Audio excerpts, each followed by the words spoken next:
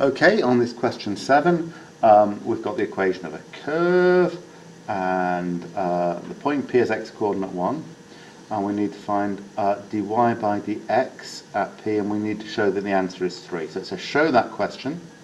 So we're going to have dy by dx equals blah de blah de blah, and at the end we're going to have an answer of 3 when we come to point P. But to get started, dy by dx is, well, here's what y is. So what you need to do is tackle this. We need y to look like 4x squared, okay, and then it's going to be 2 more terms, yeah, both of which are potentially powers of x. So you need to remember how to split up a fraction like this. Oh, by the way, this is chapter 7, all of this, and you had examples like this in chapter 7. The idea is when you've got something like, you can give yourself a right-hand margin, when you've got something like 5 minus x over x, you can split that into 2 different fractions with x on the bottom, because there's just a single term on the bottom.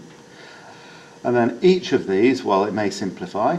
If you've got x's on the top and x's on the bottoms, you can use rules of powers if necessary. And the one that just has x on the bottom and a number on the top, so this one is going to be 5 over x. This one here, remember, you can split into a fraction with numbers times a fraction with x's, so it's going to be something times 1 over x that equals 5 over x, so think about what this fraction is. And then the 1 over x bit is the bit that becomes a power of x. Okay, so you're going to have 4x squared plus some power of x plus something else, which I think is actually just a number, and then you differentiate it, and then this last bit at P means we need to take the x coordinate of 1 and substitute it into that, and we should get an answer of 3. Okay.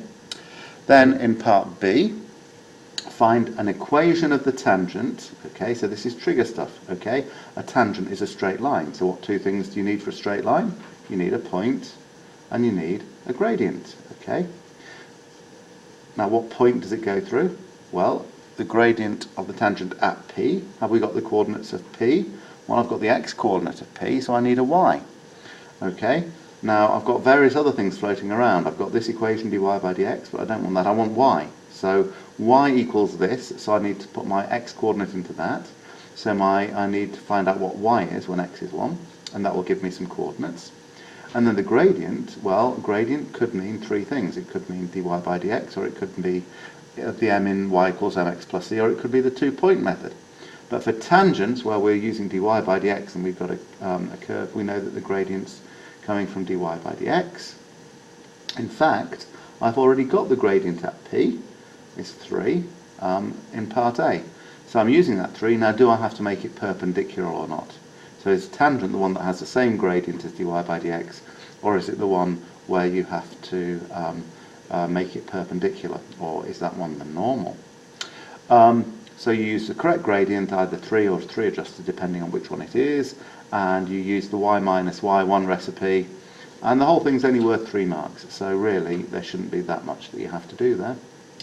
Okay, and then finally we've got to find the value of k, knowing that the tangent meets the x-axis at this point. So when they give you a point, they're giving you an x and a y. The tangent is the equation we got here, so we need our equation from part B, but we've got an x and a y we can substitute into that equation, and if we solve that, then we should get the value of k. So that's where the last 2 marks are coming from. Hope that helps.